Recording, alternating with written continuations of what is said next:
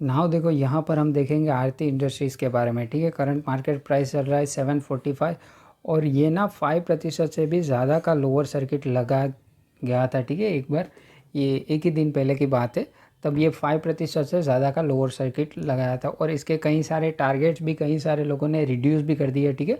वो भी देख लेते हैं यहाँ पर। ओके, एक सेकंड में, यस, यहाँ पे देखो CD, ठीक है। उनके हिसाब से उनको लगता है कि ये 612 यानी कि 600 के आसपास जाएगा, ठीक है।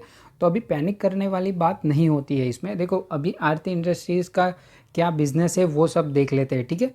यहाँ पर देखो बिजनेस से ही हमें पता चलता है कि कितनी स्ट्रॉन्ग कंपनी है। ओके, देखो यहाँ पर की पॉइंट में लिखा हुआ है कि ये स्पेशलिटी केमिकल सेगमेंट में 83% इनका रेवेन्यू है यहाँ पर, ठीक है।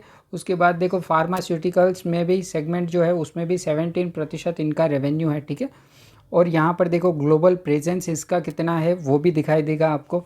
यहाँ पर देख लेते हैं इंडिया में से देखो इनका कितना रेवेन्यू है, 60% के आसपास है। यूरोप में से 14 है, नॉर्थ अमेरिका जो है उसमें 9%, जापान से 4 एंड चाइना से 3% और बाकी जो rest of world account other countries से है वहाँ से 10% इनका अच्छा खासा रेवेन्यू है। ओके, नाउ देखो इसके क्लाइंट्स देखना ना बहुत ही इंपॉर्टेंट हो जाता है। कोई भी कंपनी के आप अगर क्लाइंट्स बेस देखोगे ना तो आपको क्लियरिटी मिलेगी ही मिलेगी, ठीक है। देखो इसके क्लाइंट्स बहुत पॉपुलर नाम है, उनमें से कुछ नाम है यहाँ पर, ये देखो सिप्ला इसका क्लाइंट है, फिर लुपिन है, सन फार्मा फार्मास्यूटिकल की दिग्गज कंपनी है, जाइडस इसका क्लाइंट है, डॉक्टर रेड्डीज आपने नाम सुना होगा, 3M देखो यहाँ पर डाबर भी इसका क्लाइंट है और मैनी मोर अदर्स भी इनके क्लाइंट है।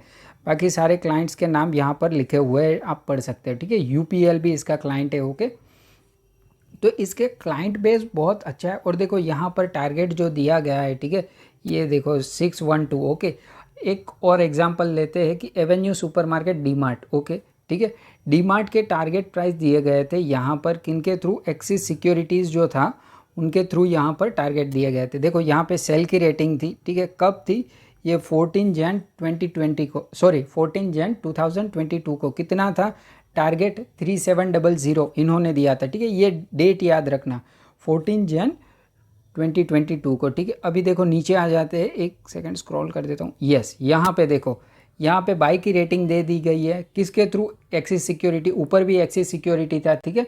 वहाँ पे जैन में कहा था 2022 में कि ये 3700 तक जाएगा और सेल की रेटिंग थी वहाँ पर। ओके, और यहाँ पर देखो बाई की रेटिंग आ गई है, ठीक है। टारगेट प्राइस कितना दे दिया, 4200 यहाँ पर। तो ये प्लस माइनस चीज़ें सभी की बदलती रहती है। ओके, प्राइस टारगेट्स यहाँ पे बदलते रहते। एक्सिस सिक्योरिटीज़ ने प्राइस टारगेट अपने हिसाब से दिए थे, अदर सिक्योरिटीज़ ने तो कहा था कि डीमार्ट 2600 तक जाएगा या फिर 3000 भी जाएगा, अदर सिक्योरिटीज़। ओके, उन लोगों ने कहा था, बट देखो आज डीमार्ट कितना चल रहा है, 4300 के आसपास चल रहा है, ठीक है। ये डाउन जाएगा तो हम परचेज़ कर लेंगे, अच्छी कंपनी है। सेम एज अगर हम बात करें यहाँ पर आरती इंडस्ट्रीज़ की, तो देखो 5 साल में अच्छे खासे रिटर्न्स है, ठीक है।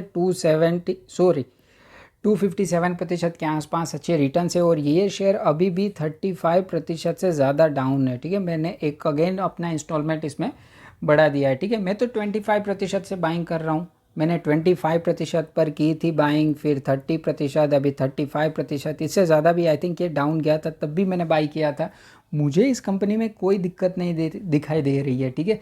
ये कंपनी बहुत अच्छी है और आपको आगे जाके मल्टीबैगर रिटर्न्स यहाँ पर से भी दे सकती है, ठीक है। तो अगर आपके पास आरती इंडस्ट्रीज़ है तो आप इसे बाय कर लो, होल्ड करो, ठीक है। और अगर यहाँ से ज़्यादा गिरता है तो आप इसे बाई कर सकते हो। देखो यहाँ से और भी ज़्यादा गिरेगा ना, ये इवन 50% भी क्रैश होगा ना तो भी मैं इसको बाई करूँगा, क्योंकि इसका बिजनेस अच्छा है, ठीक है। बिजनेस में कोई प्रॉब्लम नहीं है कि जिसको जो भी टारगेट देना है उससे मुझे कोई मतलब नहीं है, मुझे बिज़नेस से मतलब है। बिज़नेस अच्छा है देन मैं कंपनी को बाई करूँगा, बिज़नेस अच्छा नहीं है तो मैं बाई नहीं करूँगा, सिंपल है, ठीक है। तो आरती इंडस्ट्रीज़ काफ़ी अच्छा शेयर है, अगर आप चाहो तो इसको बाई कर सकते हो, ठीक है। यस, यहाँ पे देखो स्टॉक का CIGR कितना है, यहाँ पर देखो 10 ईयर्स का CIGR 44% के आसपास है, 5 ईयर्स का CIGR है 28% के आसपास, 3 ईयर्स का CIGR भी देखो 25% के आसपास है। तो अच्छा खासा CIGR यहाँ पर अवेलेबल है, ठीक है। कंपनी अच्छा खासा ग्रो भी कर रही है यहाँ पर।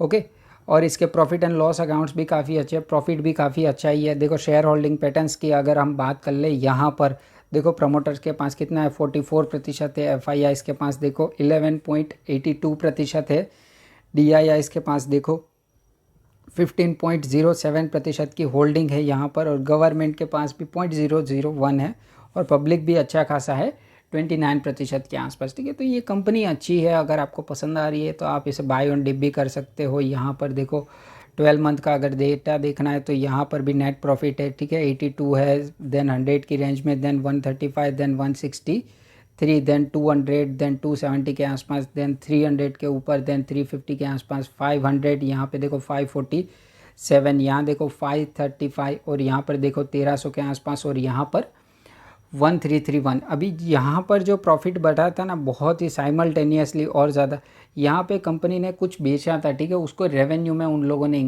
इंक्लूड कर दिया था। ठीक है, तो अगर जब आगे नंबर आया तो सब डर गए कि भाई ये क्या हो गया है। ठीक है, तो अगर नंबर आपने ठीक से पढ़े होंगे तो आपको दिखाई देगा। तो इसमें देखो प्राइस की कंसिस्टेंसी बहुत अच्छी है। ठीक है, बहुत ज़्यादा डाउन नहीं जाता है।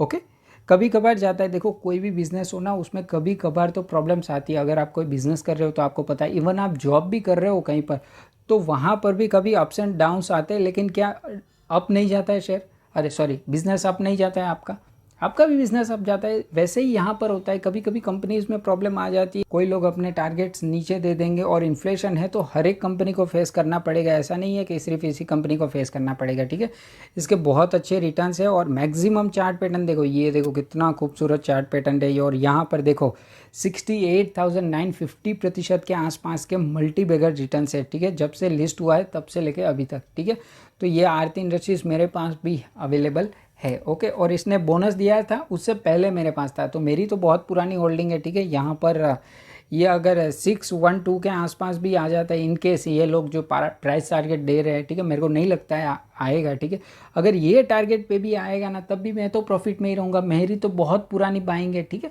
तो आप जितना शेयर को ज़्यादा होल्ड करते हो उतनी आपकी बाइंग प्राइस पुरानी होती जाती है, और अच्छे खासे रिटर्न्स बनते जाते हैं। ठीक है, अगर ये इतना आया 612 और इससे ज़्यादा भी डाउन जाएगा ना, अराउंड 600 भी जाएगा, तो भी मैं इसको बाय करूँगा। ठीक है, मैं अभी इसको बेचूंगा नहीं, अभी ऐसा नहीं कहूँगा कि किसी ने 612 का टारगेट दिया है और मेरा 745 है तो मैं बेच दूंगा, नहीं, मैं नहीं बेचूंगा, मैं और ज़्यादा परचेस करूँगा अगर गिरेगा तो।